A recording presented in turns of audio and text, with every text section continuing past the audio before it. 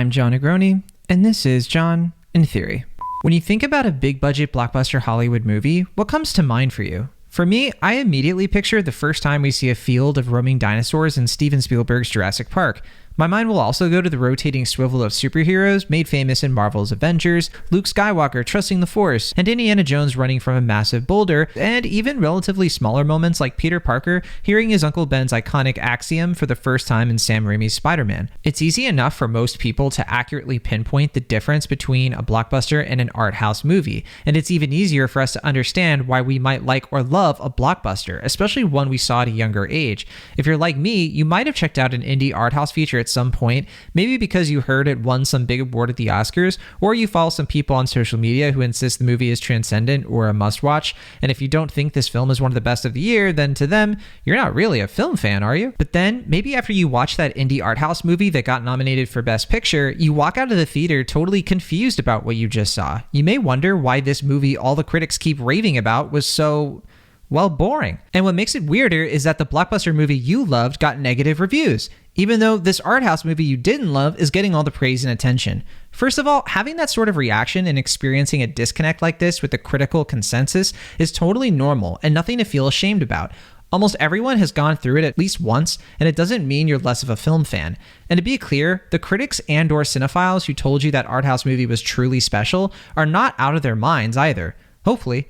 You've probably heard it said that people who watch a ton of films, particularly film critics, are a lot harsher in their opinions because they've seen almost all of it before, and therefore tend to prefer and champion weirder offbeat movies that are doing something totally different. While this observation is certainly valid in a lot of cases, it doesn't really explain why casual moviegoers are perfectly content to watch the same kinds of movies hundreds of times over without getting sick of them, and why critics will often hold some blockbusters to a much higher degree than others. There's a deeper underlying framework for how critics and casual moviegoers interpret and react to various types of blockbusters, indies, and everything in between. In other words, there's an actual defensible reason for why film critics hate a lot of the movies that many casual moviegoers love, and the other way around. To explain this, I'm going to break down the building blocks of blockbusters and the fundamentals of indies, and I think you'll find that these two seemingly polar opposites are way more similar than you might suspect. You can even argue that there are two sides of the same cinematic coin. I should probably mention that there is a gray area of films in the middle of this spectrum. These are the mid-sized budget films that are designed to be commercial hits, but they have a lot less spectacle and, let's just say, pizzazz than the typical Hollywood superhero movie or spy action franchise. So it's not quite accurate to call them blockbusters or indies. Sometimes their budgets can even be surprisingly huge, not because of visual effects and other post-production costs, but because of the pedigree of the actors, shooting on location, and other such considerations. These gray area films include some recent ones you might have seen or heard of, like A Star is Born, Ford vs. Ferrari, and even more recently, Netflix's Don't Look Up. One of the common factors between these mid-sized budget films and many more like them is that they came out during their respective award seasons. This happens because the industry knows that an award nomination can lead to improved cultural interest, and therefore box office return for movies that aren't based on any existing intellectual property, beyond maybe a novel or something similar. But for the most part, you can pretty easily call a lot of these middle films either light blockbusters or crossover art house movies, depending on the circumstances. The thing to keep in mind is that unlike most blockbusters, these types of films are designed to be more appealing for older adults than they are for young adults, teenagers, and kids. So back to the original question, why does it seem like critics hate the movies you love? Why does it seem like critics have it out for so many blockbusters, perhaps unfairly? To answer these questions, we first need to dig into the real differences between blockbuster Hollywood movies and indie-styled art house films.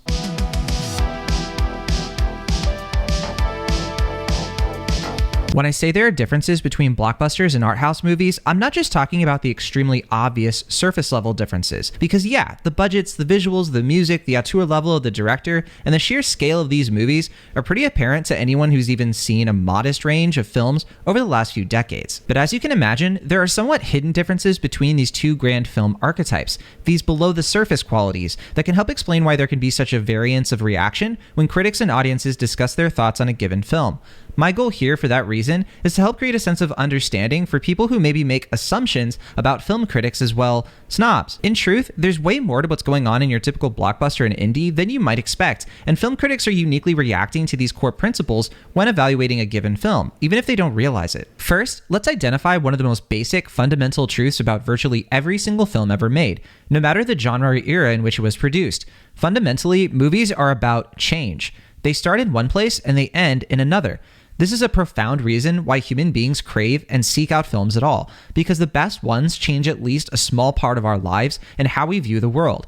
If they don't, well, it's more likely to be a film we relegate to the dustbin. Blockbusters, for the most part, are optimistic about change. Even if they don't have a standard happily ever after ending, big-budget commercial films tend to prioritize the can-do spirit of people overcoming overwhelming obstacles. Even in a pretty dark and moody blockbuster like Denis Villeneuve's Dune, for example, the part one of this film duology ends with a sense of triumph. Not just literal triumph for the main character Paul, but a triumph of the question driving the narrative. Will Paul become the hero everyone tells him he needs to be? Let's look at a film like Jurassic Park again. Despite all the death and destruction and setbacks experienced by the main characters, including the trauma to come from witnessing such horrific events, the movie ends with a cathartic moment of awe directed toward the dinosaurs. And the failure of Jurassic Park as a functioning, money-making endeavor is a negative thing, but its downfall is a change for the better. The movie submits that the world is better off without a theme park filled with dinosaurs. Arthouse films tend to be far murkier and pessimistic about change. Francois Truffaut's perennial 1959 classic, The 400 Blows, is certainly among those kinds of films, as it essentially ends with a listless, bleak attitude about the future of the main character, a troubled youth named Antoine who can't seem to find a sense of fulfillment, even when escaping the legal juvenile prison he's been sent to. There's certainly a change in the film, and it's Antoine's realization that his life may never really get better, that the troubles and prejudices he's experienced so far in life will prevent him from being able to achieve long-term satisfaction from the same types of everyday experiences that he sees other people enjoying just fine. That's not to say that all art house films are depressing or that they all have to use melancholy as an aesthetic or primary theme. Sean Baker's 2016 film The Florida Project is a great example of a film that is supposedly upbeat and wistful at first glance, since it's mostly about imaginative kids spending their summer living in a motel and having fun. But as the movie goes on, we witness the crushing circumstances surrounding and contradicting their youthful joy. The film reveals a darker truth about people below the poverty line and how that sort of life will ultimately impact and change the next generation gradually, most likely for the worse. The film isn't all doom and gloom, it's just pointing out that life contains many challenges and that people need to address them if we're to earn that change for the better that our blockbusters base themselves around. This is why it's also reasonable to value a blockbuster for its level of escapism, its ability to make us feel better about the world by showing us one that isn't so bad.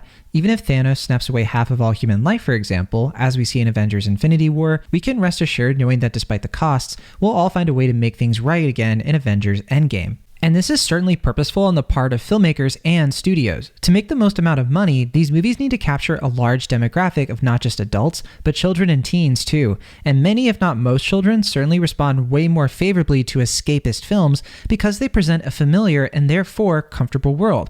For children who are not as aware of the downsides and pitfalls of reality, depending on the circumstances of their upbringing. A Pixar movie where a rat gets to become the greatest chef in France, for example, implausible as that might literally be, strikes a resonant chord with a truth the children more readily accept, that if you chase after what you want and work hard enough, you just might get it. On the flip side, the standard art house film provokes more mature viewers to question this presumption. What if you don't get what you want even though you worked hard? Well, actually, Monsters University, to borrow another Pixar film, is about that too, but it submits that in those cases, you can always find your calling in something else, make a personal change for the better. But then there's the art house film Chaitanya Tamani's The Disciple, in which the main subject works obsessively hard to become one of the greatest musicians in classical Indian music. But even when he tries to pivot, compromise, and adapt to his own limitations, he still fails. And the film ends with the viewer forced to confront this bleak but honest possibility that exists for many people across the world. You may have already thought of a few movie examples that break these rules and characteristics I've been laying out. As I sort of mentioned before, there is a middle ground, and it should be mentioned that a lot of critics and film enthusiasts enjoy films that exist all across the spectrum, from the most brainless blockbusters to the most pretentious art house flicks. At the same time, it's also true that a lot of critics tend to value art house films a bit more strongly than they will with mainstream blockbusters, not because they're snobs, but because they typically desire films about change that are more challenging to them, and therefore more challenging to the world as they see it. If a film can produce this sort of supposed social good in its commentary, not just its technical accomplishments, critics may find good reason to rate the film higher than they might with others. Similarly, a blockbuster enthusiast might value the big budget sci-fi spectacle more than they would the art house film about abject poverty, not because they have low standards, but because they see the escapist feel-good film as a balm for an already anxious, weary society. People know the world is terrible. Movies, even if they are technically coy about that fact, can be tremendous tools in healing our wounds and getting us through the day with a healthy dose of comfort by way of simulated images. The best critics I happen to know appreciate that we can and should have both blockbusters and indies, that the movie-going world wouldn't be nearly as interesting if we only had one and not the other. Great critics should always present context and perspective when addressing the intended appeal of the film they're reviewing, so they can present the film as it is, not as how they might wish it to be. And yes, lots of movies are crossovers or hybrids, as in they blend many aspects of both blockbusters and indies. A given film might have the trappings of an art house movie, but the pleasant outlook of a mainstream blockbuster. Films like these tend to be considered Oscar bait, because they look like art house films but make people happy, and therefore are more willing to give them awards. It's a whole thing. This is it. This is what? This is war. Open up your eyes, then you realize.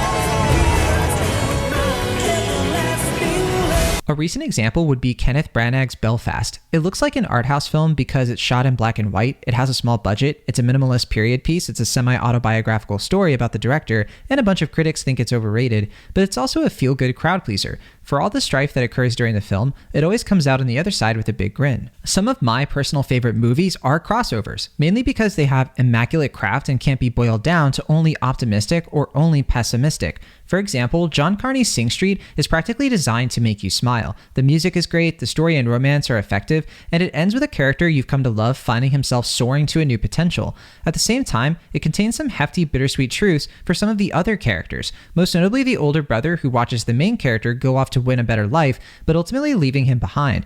Movies like this recognize that the world is complex and full of disappointment, but it does have victories big and small. Is there really anything more honest than that? So when you're evaluating a given film and you're not sure what to make of it, a great place to start is with some of these guiding principles.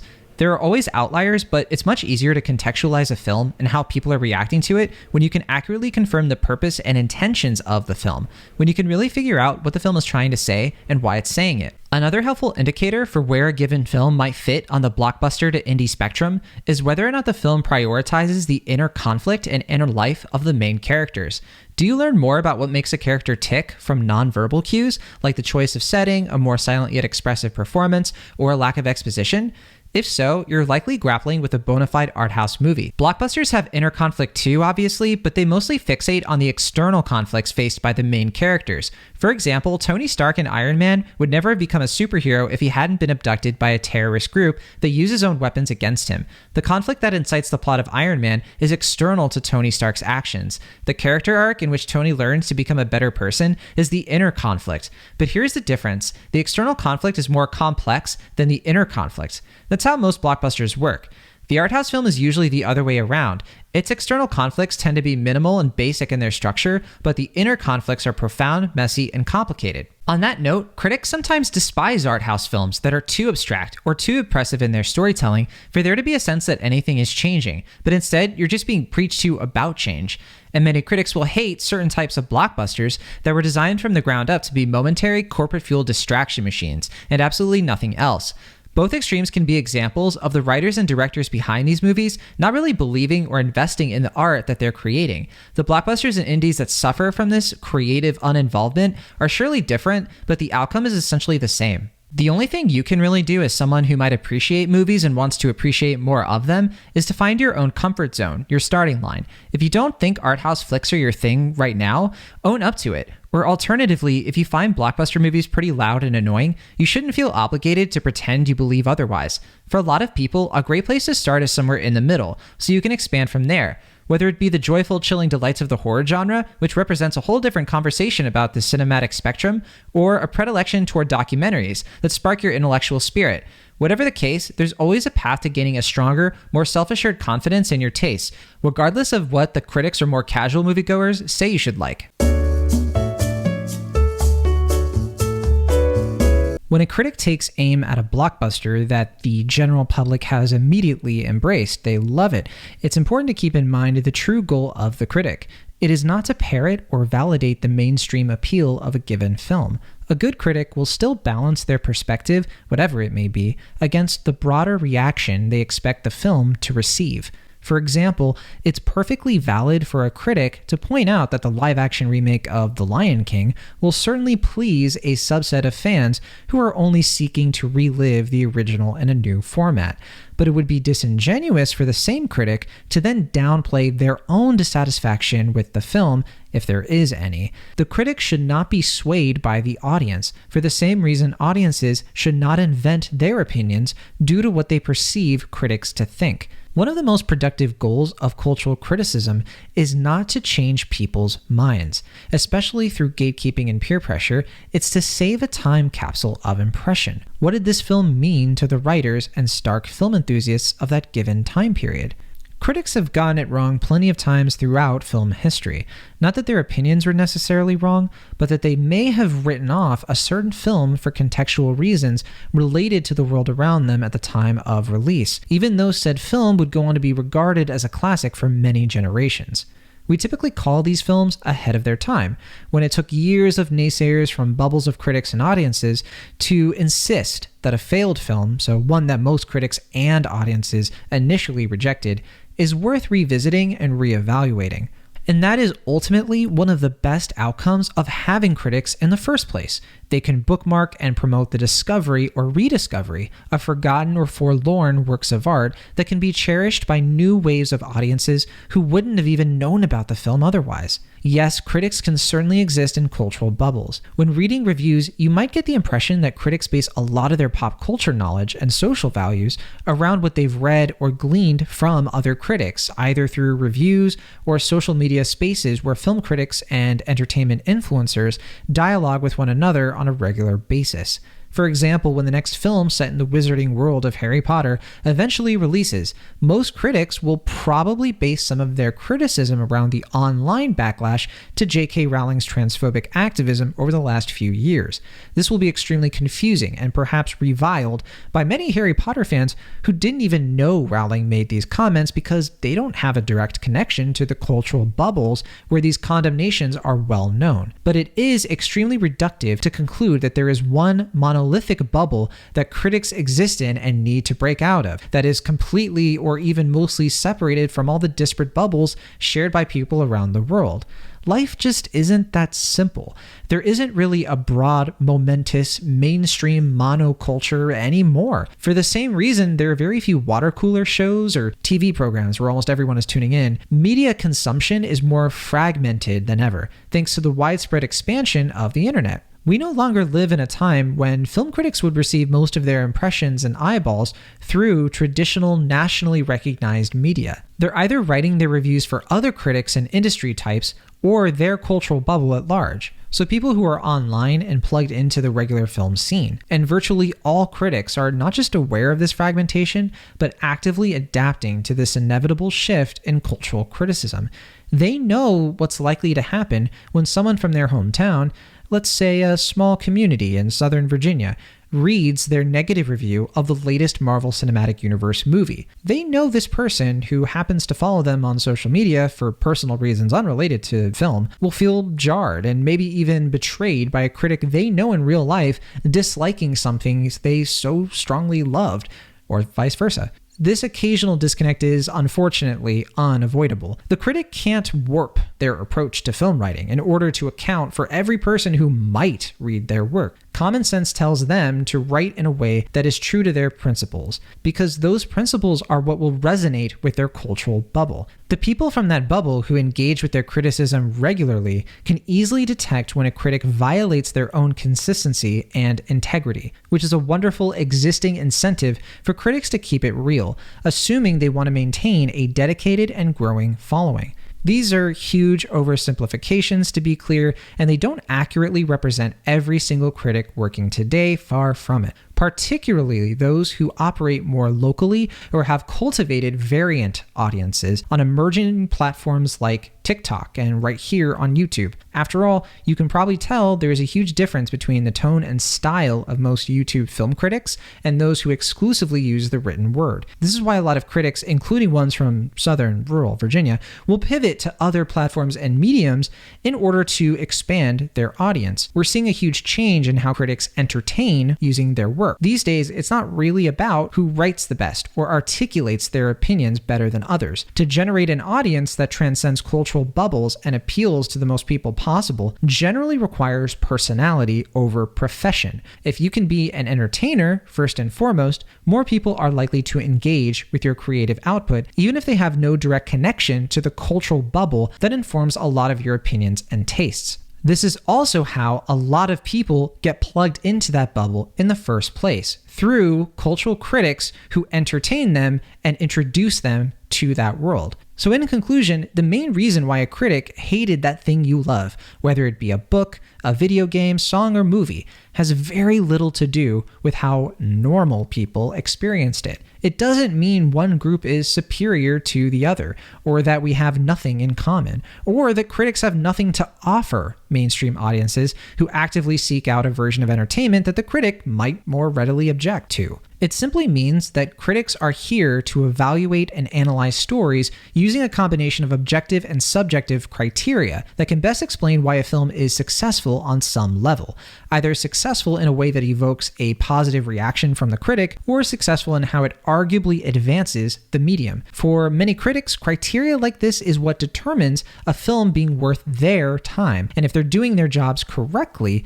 the casual moviegoer can get something out of their review, even if they have a completely different outlook. Hey, John Negroni here. Thank you so much for watching this video all the way to the end. You are a very impressive person for having that kind of patience. Want to end here with a little bit of works cited.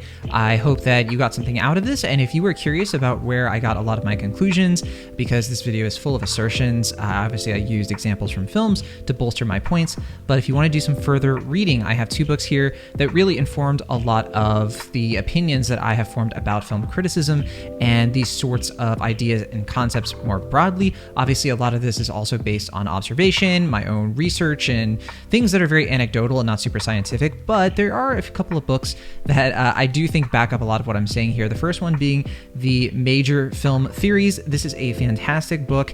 It really does get to the heart of a lot of the science. I don't know if science is even the right word, but a lot of the abstract principles behind how films work and the theories behind their creation and storytelling. The author is J. Dudley Andrew. This is a must-read if you are somebody who wants to get into film criticism, or if you consider or fancy yourself a huge film fan and you're as obsessed about films as I am.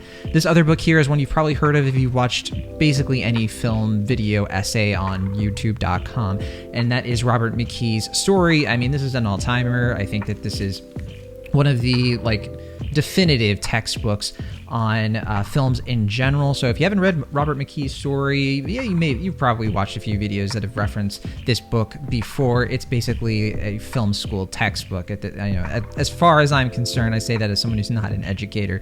So those are just a couple of books there that I've read many times over, and I'm certainly a fan of the things that they posit. Obviously, there are a lot of other things that I didn't even get into that I kind of glossed over and oversimplified. So if you had any questions, or if there was anything that I didn't tackle that you want me to cover a little bit more, I can do that in a future video sometime, or I can just address it in the comments depending on how things work out. I would love to do more videos like this. This was obviously a labor of love, something I did totally, I'm not getting paid or anything like that. I just felt like I really wanted to talk about this subject because I hear so often people confused and a lot of conflict between critics and casual moviegoers that I was hoping this video might be able to address and maybe make that less of a thing. But obviously it's just one video, and video essays in general, they take so long to make, they're so hard to do, so I don't plan on doing more of these very frequently, since I have other projects I have going on. But I'd love to do these things more every once in a while, especially if I have something that I'm really passionate about that I want to get into. This is certainly an example of one of those topics that I am absolutely passionate about. So again, if you enjoyed this, if you're new to the channel, of course, do the subscription thing. You know how YouTube works, you know how the algorithm likes to do its thing. I will see you on the next one, and thank you again. I can't thank you enough for watching this. I really appreciate it.